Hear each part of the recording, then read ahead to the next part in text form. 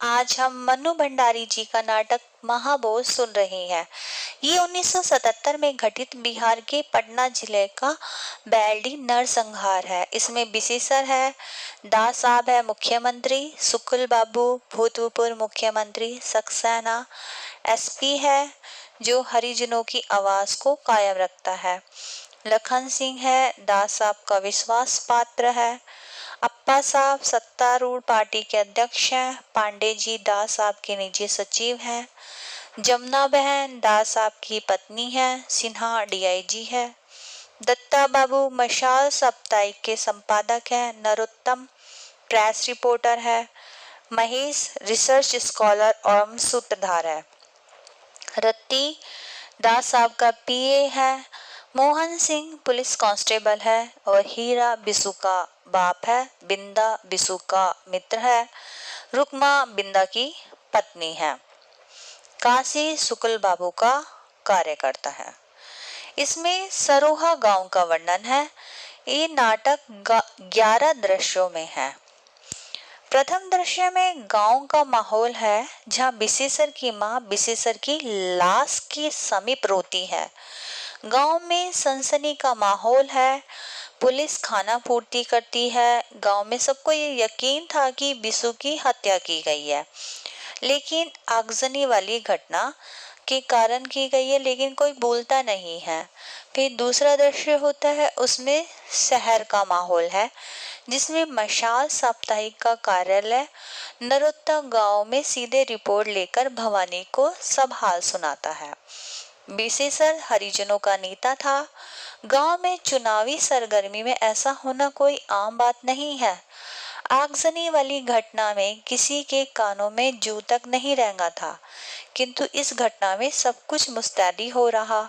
पूर्व मंत्री सुकुल बाबू का चुनाव में खम ठोकर खड़ा होना, आगजनी की घटना में 9 लोगों के जलकर मर जाने के बाद भी मामला ठंडा पड़ा था, जबकि विधानसभा तक बात उठी थी।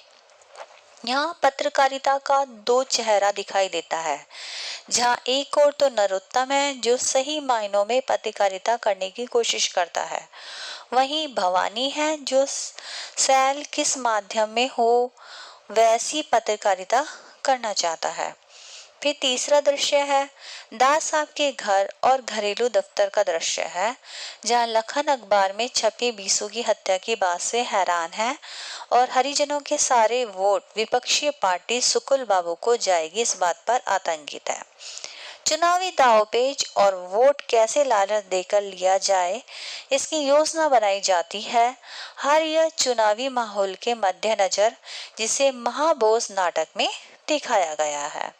फिर दृश्य 4 है, विशेषर की मौत का बदला लेने के लिए उसका दोस्त बिंदा तैयार है। महेश और रुकमा उसे इस पंचड़े में न पड़ने की सलाह देते हैं। विशेषर की मौत के कारण गांव में सभी ग्रामीण नारे और जुलूस निकालकर आक्रोश दर्शाते हैं। वहीं शुकुल बाबू गांव में जनसभा करते हैं। आगामी चुनाव के मद्देनजर जनसभा का अंत शुकुल बाबू और दास साहब के लोगों के बीच मारपीट पर समाप्त हो जाता है। फिर दृश्य 5 है, राजनीति में किस प्रकार प्रलोभन देकर रैलियों में भीड़ इकट्ठी की जाती है, इससे यह तरकीब सुकुल बाबू अपनाते हैं। इस रैली से दास साहब की पार्टी के लोग आगामी चुनाव के मद्देनजर थोड़े चिंतित होते नजर आते हैं। वैसे भी दास साहब की पार्टी के लोग उनसे बेहद नाराज हैं। ये लखन को सुकुल बाबू के मुकाबले खड़े करते हैं। दास साहब मामले की पुनः रिपोर्ट बनाना सक्सेना को कहते हैं। रिपोर्ट दोबारा बनाने के लिए किसको कहते हैं? सक्सेना को कहते हैं। और अप्पा साहब से पार्टी के सभी लोग को पार्टी का साथ देने के लिए कहते हैं। मतभेद को दरकिनार करने को कहते हैं।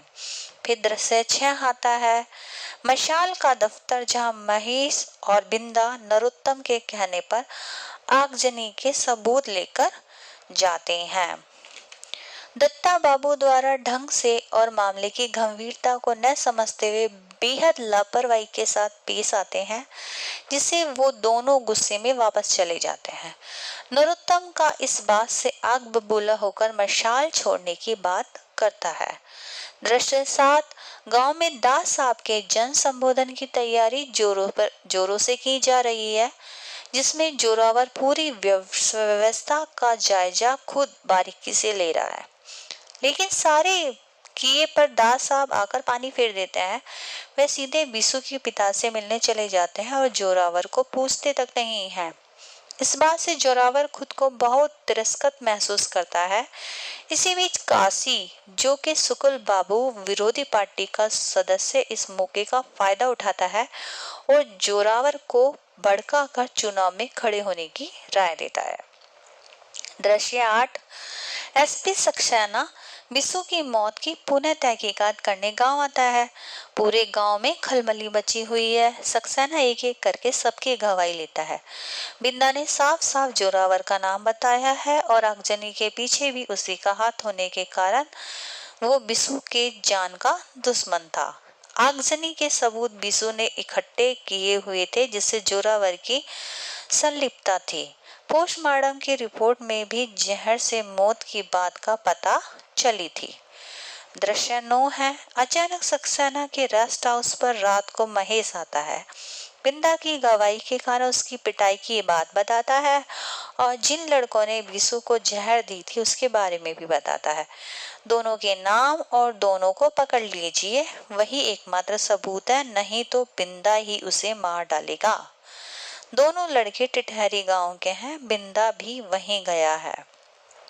दृश्य 10 में सक्सेना के रिपोर्ट में जोरावर को साफ साफ हत्यारा घोषित किया गया। जोरावर के चुनाव में खड़े होने से होने वाले नुकसान में दास साहब हैरान हो जाते हैं। जोरावर को सक्सेना की रिपोर्ट से धमकाते हैं और वह चुनाव में खड़े होने के फैसले को बदल देते हैं। दास साहब इस मामले में बिंदा को बिसु का हत्यारा बताते हैं कि रुकमा के साथ संबंध को बिंदा बर्दाश्त नहीं कर पाया। चोरी छिपे उसने इस कार्य को अंजाम दिया। दास साहब ने डीआईजी को कहा कि सक्सेना को सस्पेंड करो और बिंदा को गिरफ्तार। इस दृश्य में राजनीति में व्याप्त शक्ति का दुरुपयोग साफ साफ दिखाई देता है। ईमानदारी का कोई वजूद नहीं, ये भी दिखाई देता है। दृश्य 11, जोरावर के घर पर जश्न का माहौल है, जहां उसके बिसु के हत्या के मामले से साफ बाहर निकल जाने की खुशी है। इस खुशी में वह नाचने वाली को भी बुलाता है। दूसरी तरफ सिन्हा आईजी में प्रमोशन और शादी की 25वीं सालगिरह की जश्न मना रहे हैं। थाने में बिंदा को मार मार के बिसु के खून का इकरार करवाने में लगे हैं। महाबोझ नाटक में कभी दृश्य दास साहब के घर का दिखाया जाता है, कभी थाने में पिटता बिंदा का। एक तरफ दास साहब बिंदा को फंसाकर दुनिया के सुख और आराम फरमा रहे हैं, वहीं बेकसूर बिंदा दर्द से कराह रहा है। फिर पुनः जोरावर के घर का दृश्य, सिन्हा का पार्टी का दृश्य और दास साहब के खाने पीना का दृश्य आता है। ये सभी महाबोध चलते रहते हैं। फिर थाने का दृश्य आता है, बिंदा कराह रहा है। महेश वहां जाकर भी कुछ नहीं कर पाता और नाटक समाप्त हो जाता है। धन्यवाद।